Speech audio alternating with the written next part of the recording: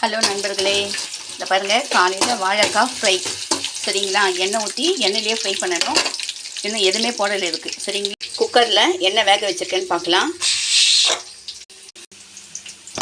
ஒரே கையில் வீடியோ எடுக்கிறேங்க, எனக்கு வீடியோ எடுக்கிற ஆள் கிடையாது. இதில் பருப்பு, தக்காளி, வெங்காயம், கத்திரிக்காய், நூக்கல் எல்லாத்தையும் வேக வச்சுருக்கேன்.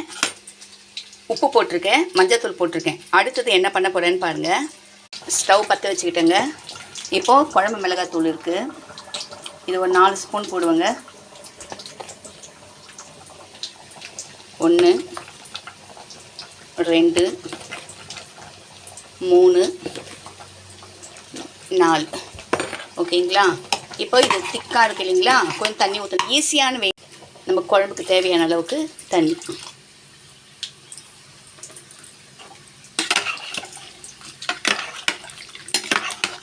இது ஒரு 10 நிமிஷம் கொதிக்கணும். ஏன்னா மிளகாத்தூள் இப்போ தான் போட்டிருக்கோம், அதனுடைய வாசனை போகணும். சரிங்களா? இது ஒரு மெத்தடு. சாம்பார்லேயே நிறைய மெத்தட் இருக்குது. இது ஈஸியான மெத்தடுங்க. இப்போ இது கூடவே புளி கரைசல் ஊற்றிக்குங்க. ஊற்றிட்டு ஒரு கிண்டு கிளறு. இப்போ கடைசியாக என்ன பண்ணணுன்னா 2 காஞ்ச மிளகாய், மிளகு, சீரகம், கடுகு, கறிவேப்பிலை, 2 காஞ்ச மிளகாய் போட்டு தாளிக்க வேண்டியது தான். கடைசியாக கொத்தமல்லி தழை இருந்தால் கொத்தமல்லி தழை போட்டு இறக்க வேண்டியது தான். இந்த பக்கம் வாழைக்காய் ஃப்ரை ஆகுது. சிம்மில் வச்சுக்கோங்க. இன்னும் எதுவுமே போடலை, இனிமேட்டு தான் போடணும்.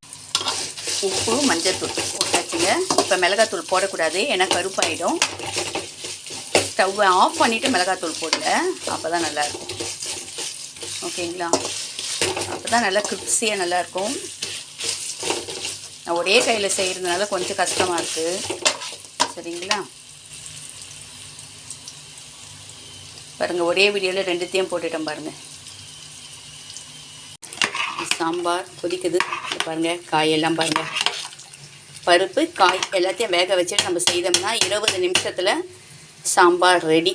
காய் போட்ட சாம்பார் ரெடி. ஓகேங்களா? இப்போ இதை தாளிச்சிக்கணும். அவ்வளோதான். தாளிச்சுட்டேன்னா சாதம் வடித்தாச்சு, இது செய்தாச்சு.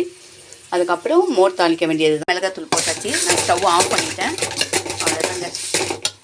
கடைசியாக கறிவேப்பிலை போட்டுக்குங்க, நல்லாயிருக்கும் வாசனையாக. ஓகேவா?